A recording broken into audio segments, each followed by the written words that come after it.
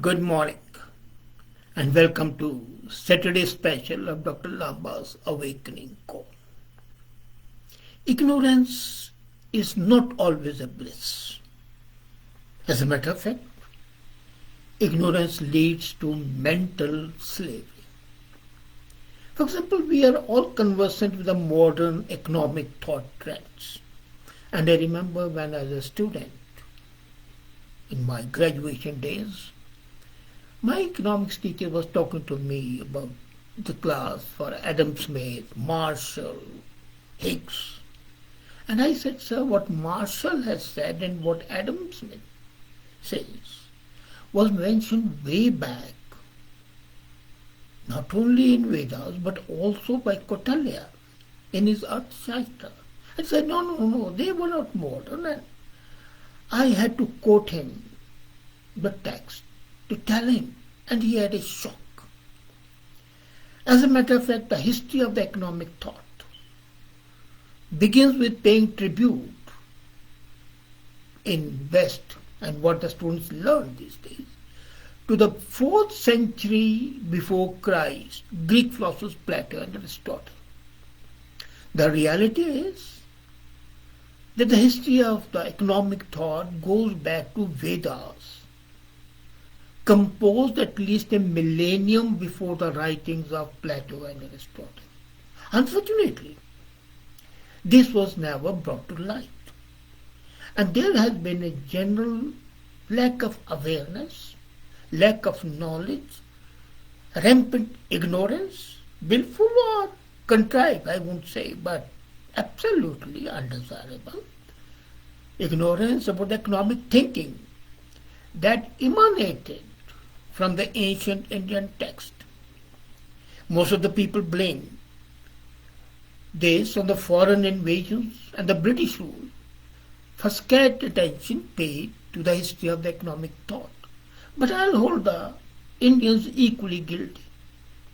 They never bothered to propagate their thoughts. They were cloistered. They were not even aware. The pre-classical economic thought that appears in Vedas, dating, as I said just now, a millennium before the Greek writing, culminated in a treatise, Arthashastra by Kautilya in the 4th century BC. Of course, it remained unnoticed. Unnoticed because the sort of scholarship that expounds a thought and brings it to the mainstream, to the people level, so that the people comprehend, was not there. As a matter of fact, if you look at it, the economic thought has its origin in the Vedic age. The history of the Indian economic thought goes back to Vedas, the Rig Veda, the oldest one, which was first composed 3 millennia ago. The expression of the economic thought was grounded in socio-cultural and material environments that existed at that time. You see, thought is a theory, an idea, and it's always relevant to the socio-economic, cultural environment. So you have to comprehend that. And the treatise on the political economy, Arthashastra, written by Kautilya, came out as a crucible, as a summary of the Vedic and the other secular texts. In fact, Arthashastra was discovered way back, but when even it was discovered or read, people did not bother about it. The first time people were aware of Arthashastra was not very long back. It was in the early parts of the 20th century, say about 100 years back. In fact, it was 1915 when this original copy in the possession of a Pandit of Tanjore, Tamil Nadu, was translated in English, and it was done in Mysore Oriental Library. But even after it was published in 1920, it took about 60 to 70 years before the Britishers saw it and then it was recognized as a masterpiece. As a matter of fact, there has been a consistent attempt, both by the Indians and by the outsiders, to ensure that the Indian society is focused only on the otherworldly nature of the Indian tradition. And the hangover continues. I was amazed when R.J. Krishna, the famous economist, referred to India's slow GDP growth as a Hindu rate of growth. And at that time, I had made a statement that it is a copy, Indian progress is a copy of the command and control model of Soviet Union. So it should not be called a Hindu rate of growth, it should be called the socialist rate of growth. And if the Sanskrit grammarian of Panini came up with a nomenclature for the compound interest some 700 years before Christ, can you imagine? At that time, the concept of the simple interest was there, but the compound interest was first time propounded by a grammarian. And Kautilya understood the relation between the interest rate and the risk and uncertainty. On the other side, in the Western world, interest was considered as usury, and the Shylock, if you have read that play, Merchant of Venice, you see how they hated the users. And that happened after. Now clearly then the division of labor, which we talk today and say expertise, the division of labor among the four varnas, Brahman, Kshatriya, Vaishya, Shudra, was based on guna karma. Guna karma was aptitude driven vocation, not birth. So it was a real division of labor, and you are designated as a Kshatriya, Brahmin, Vaishya, Shudra according to your aptitude. So the whole economic thought, whether it's a division of labor, whether it's interest, whether it is taxation, was thought out. And Arthashastra is an ancient Indian Sanskrit treatise, and it's not only economic policy and military strategy. Normally we think that it's either diplomacy or military. No, it is all. But then another misconception is, which there's a comment by Mr. Prashant D that voice is not clear. Well, from here I don't know, but if somebody else has the same complaint, let me know, please. So this Kautilya compiled the whole thing. This was written over a period spread on 3 centuries by different writers. And then look at it. The Arthashastra is often translated as the science of wealth. And the book has a broader scope.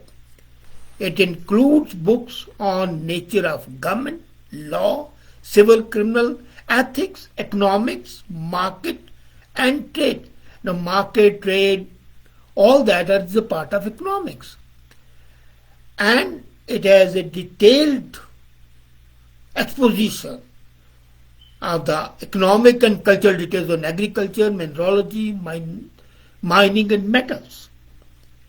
It exposes another thing, which we talk nowadays of the social welfare.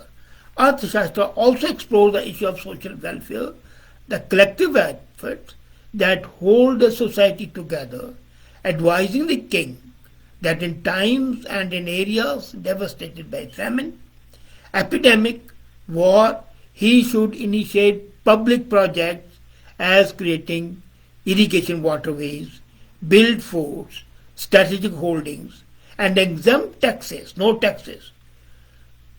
And still we say that the economic thought is of recent origin. Then, what is economy? Is the pursuit of the material desires, money. Rig Veda, for example, composed of 1028 hymns, 10,600 verses, and there are 10 books. And there are many hymns which relate to the matter on material prosperity, pricing, bargaining, and taxes. For example, Hymn 112 of book 9th of Rig Veda tells how we follow our desires and wealth.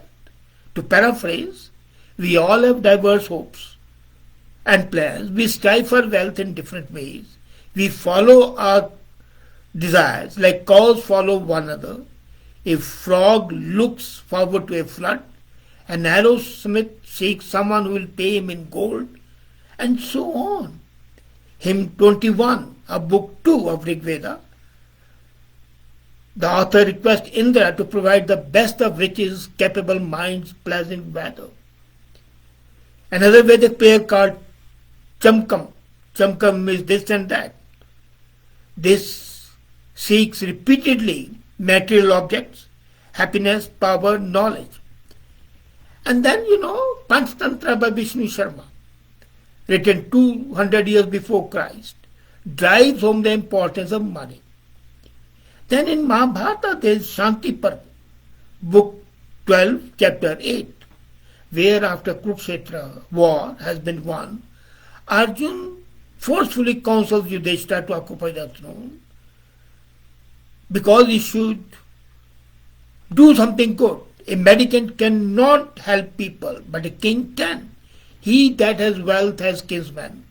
Wealth is regarded as the true man. So, then, ancient Tamil treatise, I was amazed to read it, Tikkural, written sometime 3 centuries before Christ. He underscores the importance of wealth, and in the book 11 titled Porul, there are 700 proverbs which say that wealth is important. And it mentions that the mother always laughs at the people who plead poverty but lead an idle life. Yajurveda, chapter 40, is also known as Ish Upanishad. It captures the dialogue between the householder and the spiritual life. And it talks of the fact that the concept of property right is most important.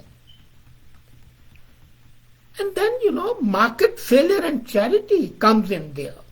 Again, acquisition of material well-being was considered an important part of the Indian literature, and abject poverty was called living death. And the private sector was supposed to provide all the help. In Rig Veda again, chapter 117, very clearly said that the rich should give alms to the poor either directly or through the state. So what is this if it is not welfare? Then, I was amazed. The most important part of the modern economic thought is the price discovery and taxes. Hymn 24 of book 4 of Rig Veda invokes basic demand and supply forces. That question of demand supply which we talk now. And he says, here is a paraphrased version, I'm going to read it. A customer is trying to buy wine, soma, and fried barley from a priest as a sacrificial offering to seek Indra's favor. Customer bids low price, offering remains unsold because the priest is not ready to accept the low price. And the offerings just cannot be sold for a mere price of 10 cows. So, the needy buyer and the shrewd seller both argue. Ultimately, a level is reached. Now, taxes were called bali, and the tribute was paid by the subjects to the king. And this idea got further developed in Shanti Parv of Mahabharata, where a tax refers to the judicious action of the state. And hymn 88 of Shanti Parva says, the basis of taxes. And I love this. How the taxes should be levied. A king should milk his kingdom like a bee gathering honey from flowering plants. He should enhance the tax burden on the subjects gradually, like a person gradually increases the burden of a young bullock. This was at the time of Mahabharata. And then the same idea of Mahabharata, Shanti Parva, is repeated by Jean-Baptiste in 1896, 2000 years after that the art of taxation consists in plucking the goose so as to procure the largest quantity of feathers with the least amount of hissing. And I'm amazed. We talk of the Vedas, Yajurveda, Rigveda, Shanti Parv, Upanishad, but even in literature, Kalidas, in his play Raghuvansham, the state collects the purpose of taxation. The state collects tax for the greater welfare of the citizens in the same way as the sun evaporates water and returns it in the manifold in the form of rain. So the state taxes and then the infrastructure projects, thermal power projects, dams, roads, transportation, the same thing which is happening. And then, as I said, the division of labor, we already talked about. It is taught in the last phase of Rig Veda. And caste was, as I said earlier, on the aptitude and the capabilities. Hymn 14 and hymn 18, you find the description where Krishna says, is in Gita, I created the 4 divisions of the human society based on aptitude and division. The division of the human labor is based on the qualities inherent in people's nature and their mental makeup. So knowledge seeker, as I said, guna, karma based, aptitude driven vocation. Can there be better mode of division of labor than this? And the economic policies in Mahabharata are exemplified most appropriately in Sabha Parva. Sabha Parva of Mahabharata, book 2, section 5 is devoted to economic policies. Here Narad, the Vedic sage, visits a newly appointed king, Yudhishthira, at the royal place Indraprastha. And he asks him about the economic policies of the state. And Narad alerts the king about the financial prudence by asking whether or not his expenditure are about 1/4, 1/3, or at the worst 1/2 of his income. And whether the auditing is done, whether his accountant appraise him of the income and expenditure every afternoon. So imagine what we call the budgeting. It was talked about by Narad in Sabha Parva. And he wonders if the wage payments to the artisans are delayed for more than 4 months and there are no areas of the payment salaries. He expects the king must applaud and reward good work done by the people. And then he talks of the commercial activities. He says that there are 4 commercial activities: agriculture, trade, commerce, animal husbandry, and one more, lending money at interest, because that will lead to the economic welfare of the people. So the banking system, which we consider to be today, was talked of way back. He asked whether the king should help the farmers by extending loans. And then he says, the loan or the grant for seedlings should not exceed 1/4 of the produce. So the limits are also there, subsidies there. You see, if I look at it, Narad articulates well about the public good, about the welfare, and he says why large water tanks and lakes are not constructed to tackle water scarcity. Why internal security is not looked after by chasing robbers and coordinating officers looking after agriculture, cities, citadel, merchants and law enforcement. The whole thing has the same base. Now, Kautilya's Arthashastra, as I said, is a compendium of all that knowledge, which is Rig Veda, Yajurveda, and Mahabharata. The objective of the test was to create a manual, a reference book. Sometimes Kautilya is compared with Machiavelli, when we talk the prince.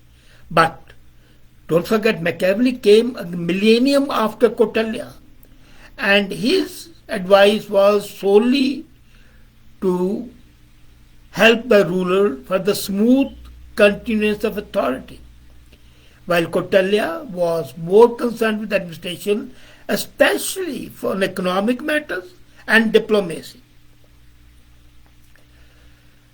Kautilya's treatises were more academic and universal in nature, and it was more useful.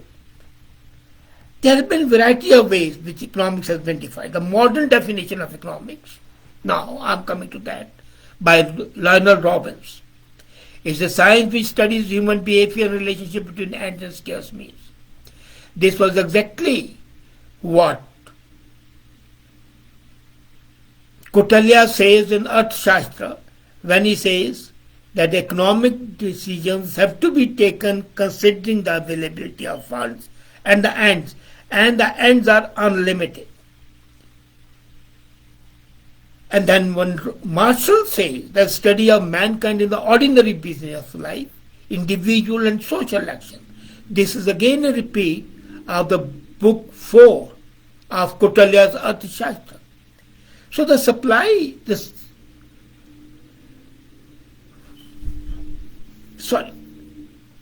Arthashastra was more concerned with the commonwealth, so the revenues are sufficient for public service, and then if the revenues are spent judicially, both the sovereign and the people shall gain. And then 2 millennia before Adam Smith, the father of modern economics, his statements, his idea of political economy are based exactly on what Kautilya says. The first book, for example, on Vishki, or the political science and philosophical science, talks about Treyi, the spiritual good, the economic livelihood, Vrata. That is the most important part. So, if we look at the modern economists, whether it's Lionel, whether it's Keynes, whether it's Adam Smith or Marshall, they are in fact paraphrasing what has been written in Rig Veda, Yajurveda, Sam Veda, and in Kautilya's. The only thing is, I'm not saying that they copied it, but the thought pattern was there at that time, and the thought pattern got disrupted. So we assume that the modern thought pattern is new. And for the first time again, Kautilya talks about the sustainable acquisition of wealth. First time sustainable was used by Kautilya. He includes in the economic thought ecological balance, socio-economic foundation, and then after 2 millennials again we are hearing that. Then Kautilya understood the relation between interest rate, risk and uncertainty, the whole base of the modern banking system, which is a mainstay. Then he talks of standardization of weights, measures, and minting of coins, and also invented ways of labor compensation, the salaries. What should be the compensation? How much of the money earned by an entrepreneur should go as wages? How much should be there? So, what he taught 4 centuries before Christ, but covering 3 centuries of work. Before that, the first ever written book, Rig Veda, These are basically preeminent pre-classical literature and economic thought, and should be considered to be the father of the economic thought, rather than giving that credit to Adam Smith. I'm not deriding the work done by these seven. That was great. But the work done by Vedas, Narad, Kautilya, Panini was original. And the first evidence of economic thought came from there. We have to give the credit where it's due. Thank you.